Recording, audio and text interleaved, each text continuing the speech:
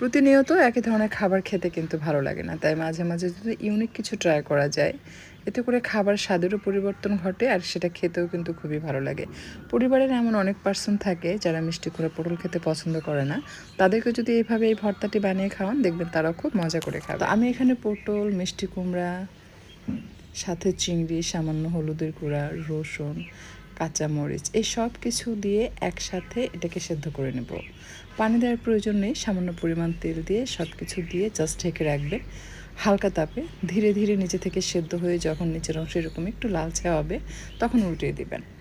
কারণ পানি দিয়ে সেদ্ধ করলে ভর্তার স্বাদ তেমন ভালো আসে না, বাট আমি যে পরিমাণ তেল দিয়েছি আপনি চাইলে এর থেকে কমও দিতে পারবেন। কারণ মিষ্টি কুমড়া এবং পটল থেকে পানি ছাড়বে, যখন চুলার তাপ আপনি কমিয়ে দিবেন সেই পানিতেই কিন্তু এটা সেদ্ধ হবে। খুব বেশি পানি দিয়ে এটাকে ওভারকুক করে ফেলা যাবে না, তাহলে কিন্তু খাবারের স্বাদ নষ্ট হয়ে যাবে। প্রপারলি এটা সেদ্ধ হওয়ার সাথে সাথে আপনার চুলা থেকে নামিয়ে নেবেন, এতে করে এটার ভর্তার যে স্বাদ সেটা পারফেক্ট থাকে। যে কোনো কিছু ওভারকুক করে খেতে ভালো লাগে না। কিভাবে বুঝবেন যে এটা আপনার ওভারকুক হয়েছে? যদি মিষ্টি কুমড়া দেখেন যে এত সুন্দর কালার না থেকে এটা ফ্যাকাশে হয়ে গিয়েছে এবং স্মেলটা পরিবর্তন আপনার কাছে ভালো লাগছে না, তো তখন বুঝে নিতে হবে আপনি ওভারকুক করে ফেলেছেন। তো ফার্স্ট টাইম যদি এরকম হয়, সেকেন্ড টাইম চেষ্টা করবেন তার আগে চুলা থেকে নামিয়ে নিতে, তাহলেই সেই ভর্তা খেয়ে অনেক মজা পাবেন।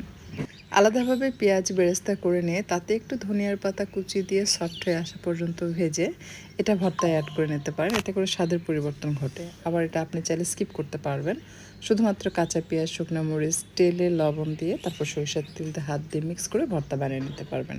আসলে ভর্তা বিভিন্নভাবে বানানো যায়, বানানোর ধরনের উপরেই কিন্তু ভর্তার স্বাদের পরিবর্তন ঘটে। আমি শুকনো মরিচ আলাদাভাবে ভেজে নিয়েছি, লবণ দিয়ে শুকনো মরিচ চটকে নিয়েছি, অর্থাৎ গুঁড়া করে নিতে হবে খুব ভালোভাবে। কাঁচামরিচটাও আমি এখানে ব্যবহার করছি, আপনি চাইলে কাঁচামরিচ, শুকনো মরিচ দুটোর সমন্বয়ে ভর্তা বানিয়ে নিতে পারবেন। আবার চাইলে শুধু শুকনো মরিচ হাত দিয়ে টেলে গুঁড়া করে ভর্তা বানিয়ে নিতে পারবেন।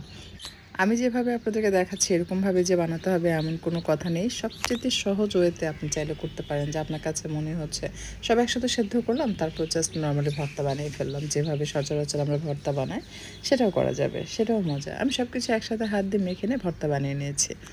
এই ভর্তা বানানো মাত্র ফুরিয়ে যায়। আমার ছেলে মিষ্টি কুমড়া এবং পটল দুটোর কোনোটাই সে পছন্দ করে না, বাট এই ভর্তা করার পর সে বলছিল আম্মু অনেক মজা হয়েছে। সে ভর্তা দিয়েই তৃপ্তি করে ভাত খেয়েছে। তার মানে বাসার যদি এমন কেউ থাকে পটল মিষ্টি কুমড়া খেতে পছন্দ করে না, তাদেরকে যদি আপনি এভাবে ভর্তা বানিয়ে দেন দেখবেন খুব মজা করে খাবে। সো আশা করছি আজকের এই ইউনিক রেসিপিটা আপনাদের কাছে ভালো লেগেছে। যদি ভিডিওটি ভালো লাগে লাইক, কমেন্ট, শেয়ার করে চ্যানেলটি সাবস্ক্রাইব করে নিয়ে মতো চ্যানেলের সাথে থাকবেন। আর কথা বাড়াচ্ছি না, আজকের মতো বিদায় নিচ্ছি। ভালো থাকবেন সবাই। আল্লাহ হাফেজ।